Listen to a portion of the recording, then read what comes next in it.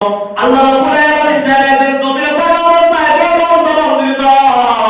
আল্লাহ আল্লাহ জিকির আদায় করে আল্লাহ রাব্বুল আলামিন আরশের পাশে একটা পিলার থেকে পিলার, ওই পিলারটা থেকে নামাইতে থাকে পিলারটা নামানোর পর আমাদের ওই পিলার থেকে বন্ধ করা পিলার হঠাৎ করে তুমি কেন নামাইতেছো?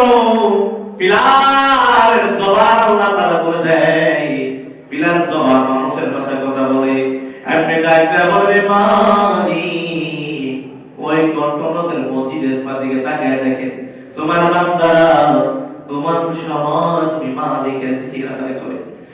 রব্বুল আলামিন তোমার বান্দারা তোমার সমাজ যে বান্দারা আমিনের কাজ করাইয়া, যে বান্দারা আমি মুনকার হারাম করিয়া, রব্বুল আলামিন মসজিদে বসে গো তুমি মালিকের জিকির আদায় করতেছে।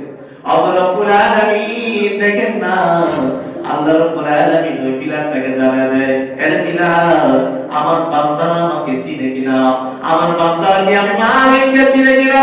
আপনি পিলারটা একটা বড় মালিক, তোমার বান্দারা তোমাকে চিনে না, তোমার বান্দারা তোমাকে কখনো দেখে নাই। আল্লাহ রাব্বুল আলামিন কিন্তু তোমার বন্ধুর মুখে তুমি মালিকের গুণগান শুনছে, তুমি মালিকের প্রশংসা শুনছে। আল্লাহ রাব্বুল আলামিন তুমি বন্ধু তোমার বন্ধুর মুখে জান্নাত জাহান্নামের কথা শুনছে। আল্লাহ রাব্বুল আলামিন জাহান্নামের ভয়ে তোমার বান্দারা মসজিদে বসে তুমি মালিককে খুশি করার জন্য জিকির আদায় করেন।